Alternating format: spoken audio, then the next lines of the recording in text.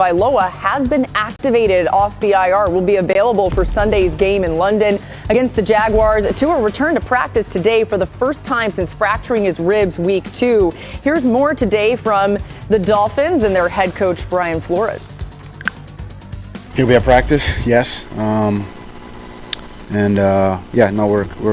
excited to get him back. I know he's excited to get out there. We'll take it one day at a time still, but we're moving enough in the right direction that he'll be out there. He'll have an opportunity to practice and hopefully play in the game. Dan, what do you need to see from Tua in this crucial stretch if he returns? Urgency. This is a career-defining 12-week stretch for Tua. Stay healthy, but show this coaching staff and show this organization that you are the guy. It's a 1-4 football team right now, and if they don't win a bunch of games down the stretch, Brian Flores, their head coach, is going to have to be a coach that wins next year, or he'll be looking for a job. So you better prove to I'm the guy to dig us out of this hole. I'm the guy to save your job next season. I'm the guy to lead us in the future. This has got to be personal for Tua. You got to go play with urgency. That game in London, by the way, Justin Fields got the win on Sunday after officially being named QB1 for the Bears. So he got Chicago past the Raiders, but this week the Packers come to town for a 1 p.m. game at Soldier Field. Dan said yesterday he liked how they set Fields up for success with the offensive game plan. Here's Nagy on how they approach the Packers. I think it'll be great for him. I haven't noticed an ounce of change from him just in the last couple of days. He is just, I don't think that's ever going to change, and that's a huge strength of his. When you have a game or a loss like we had against Cleveland, or you have a win like we just had against the Raiders, you can't tell a difference. That's a pretty good deal there. That's a strength of his. So as you approach and you prepare, as we all understand the rivalry of this division game, we all get it, we understand it, we know it. But at that position, for him to be as young as he is, I think the experiences that he's been through helps him. The confidence he has in himself and his teammates helps him. And he's young, so I mean, it's only going to get better. Marcus, does this Bears defense look different since Fields took over as a starting QB? Yeah, to me, against the Las Vegas Raiders, Laura, they took it personal.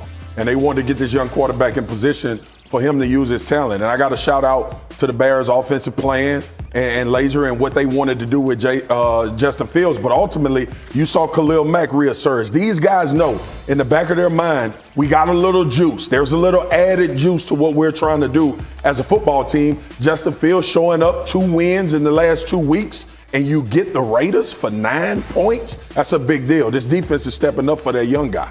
The Cardinals are the only undefeated team left, and this week another opportunity to prove just how good they are against the Cleveland Browns. Remember, Arizona could be without Chandler Jones, who tested positive for COVID-19. Here's Cliff Kingsbury on his quarterback, though. Obviously, it all starts there. So we're still growing with him, and I think he's got a lot of room for improvement, and so does he. But we like where it's trended. Since he stepped foot in this building, it's got better and better each week, each year, and we just got to keep doing that. Key, you questioned Kingsbury in this offense at times last season. What's changed this year? You know what, Laura? I certainly did, and I apologize for that. But he heard me loud and clear. They're running the ball at a high clip for this style offense, 8th in the NFL, averaging about 130 yards a game. That is big time. You have to have a portable offense as you make a run into the playoffs, because guess what? The weather starts to change.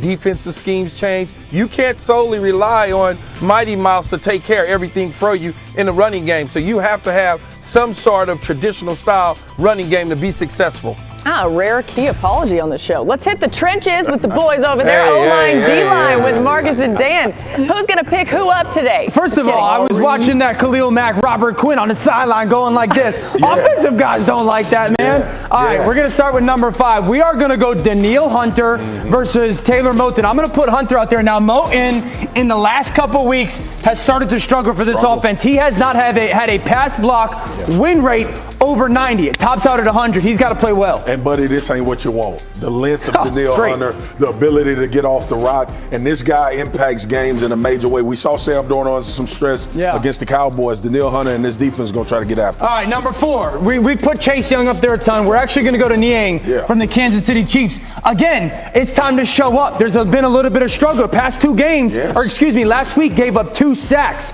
Part of this offense, I said no one played well. Part of it was their right tackle needs to get better. Big challenge with Chase Young. But here's the thing, Dio, and this is what I said. Ask him to run block sometimes. Put him in a position to be a road grader. What do we know right tackles for? Right. The big physical part of the offensive line. The backside is the fleet of foot, be able to protect. Put him in that situation. Don't get this man Chase Young 50 rushes against your offense, and now it's over because you asking him to do something that's damn near impossible. All right, so Slater showed up last week versus Myles Garrett. Showed up, told him stop chipping.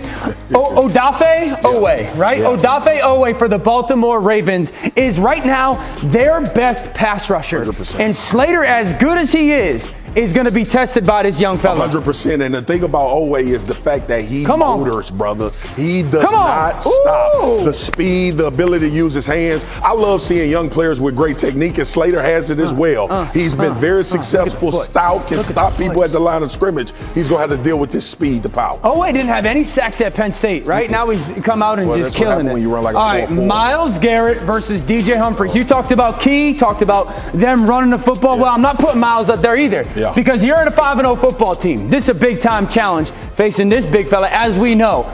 Big jump in production out of this offense in the run game, but also protecting their quarterback. And it's something that Key talked about. These guys are afforded those opportunities on passing downs to be a little bit more stable and not being asked to block this monster every single play. So when you go forward, if you Humphries, you are looking at Cliff Kingsbury saying, hey, we got Connor and we got Edmonds in the backfield. Let's do some of that so I can get this guy on speed. Put people next to him too, right? That's something the Chargers did as well. All right, this is a great matchup. Sneaky great. Tyron Smith versus Matthew Judon. No, I'm not putting the Cowboys up there. We talk about him enough.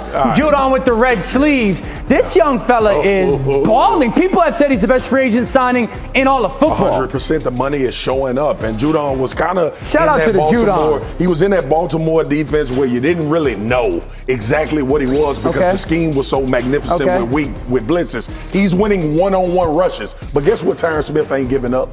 Sacks. He ain't giving them up. So to your point, this is a hell of a matchup this week between both of these guys because then, as we have said when we were players, something got to give. Right. Who do you think looks better than with their shirt off? You or Tyron Smith? Tyron, for sure. Just a little bit? Yeah. 6% body fat. At 310. I'm going to leave that there. Guys, we actually got out of this with no one picking anybody up. Do not pick me up, either one of you. But how about this? This is Dan Quinn, the defensive coordinator for the Dallas Cowboys. Had to get some Cowboys love in here. He's got a helmet on. Swagoo. I mean, this is so abnormal, but so awesome. And people wonder why they're playing better. Oh, God. Right? The coaches are getting involved. Look at the big pad on his arm. What drill are they doing? What drill are they doing? He is setting up a hands drill for pass rush where when you play. They had to do it. It's just like I do here. It's just like I would do you. And I'm so glad. Rutledge, we push back. No, you won't. All right, still to come on NFL Live. We're talking about the Cowboys again. They're off to a great